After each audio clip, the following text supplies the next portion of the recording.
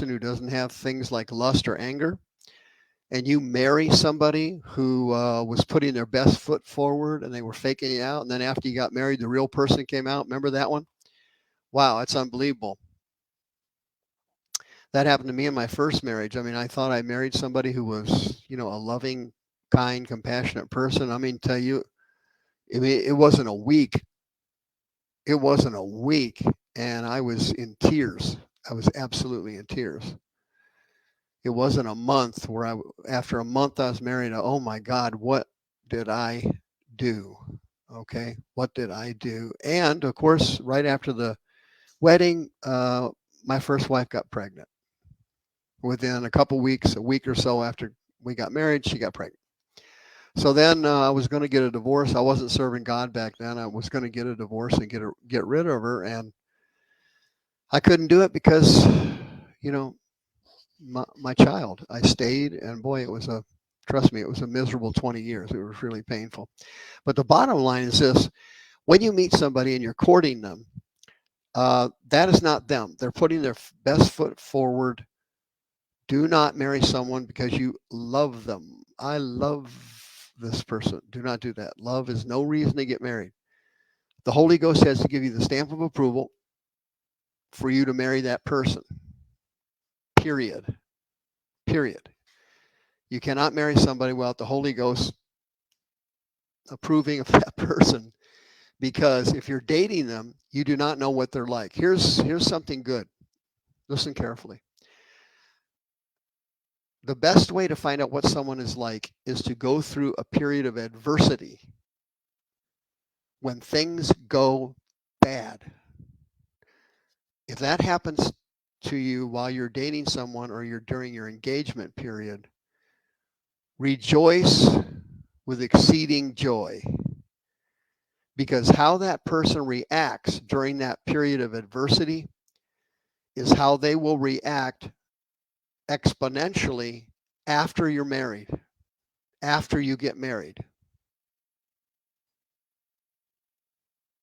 So if you see somebody and they're the most wonderful person in the world, the sex is great, the jokes are great, everything's funny, oh, we're having a great time, the concert was beautiful, and then they go through a period of adversity and you see them blow their stack, or they become like another person, or you're going, wow, I didn't know that was in there. You got to understand something. A lot more than that is in there. You just saw the tip of the iceberg. It's right up here. You didn't see the rest of it. Okay? So if God opens a door for you to see the real person while you're engaged or your fiance or what have you, rejoice with exceeding joy. You just got saved a lifetime of misery. Run for the door as fast as you can. But Brother Mike, I had 5 prophets put their hands on me and tell me we were supposed to get married. Okay, run from your fiance and run from the 5 prophets. They're all a bunch of crackpots. Do not listen to prophets. They're ridiculous. Get out. Save your life. Jump. Jump out the plane. Okay? Run for it. You are in big, big trouble. Okay? That happened to me with my first marriage. I saw a couple indicators that there was potential nuclear reaction, meltdown activity in her. I saw that a couple times. And like an idiot, when you're 21 years old, you're not the brightest person in the world. Whew, boy, I wasn't the brightest person in the world. And I made an excuse about it. I just glossed it over. I thought, well, that's exceptional. That's not going to happen again. Wow, was I ever wrong? I got nuked. And I then became a rotten, horrible person. Okay, when you live with a person who's rotten, you become rotten because you react inappropriately. You do all kinds of things that are wrong. You overreact to things you shouldn't be overreacting to. And so you then become a contributor to the destruction. You are no longer a victim. You are now a contributor. And that's what happened to me. I became a contributor of the nightmare.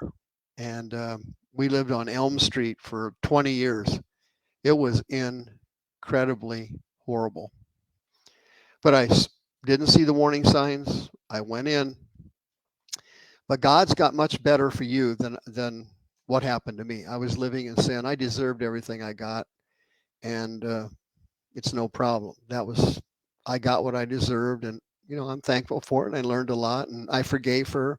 I love my first wife. I do everything I can to help her.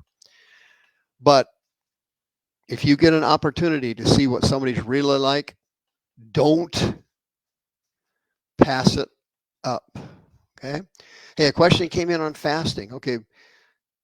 Generally speaking, do not fast. Be very careful with fasting.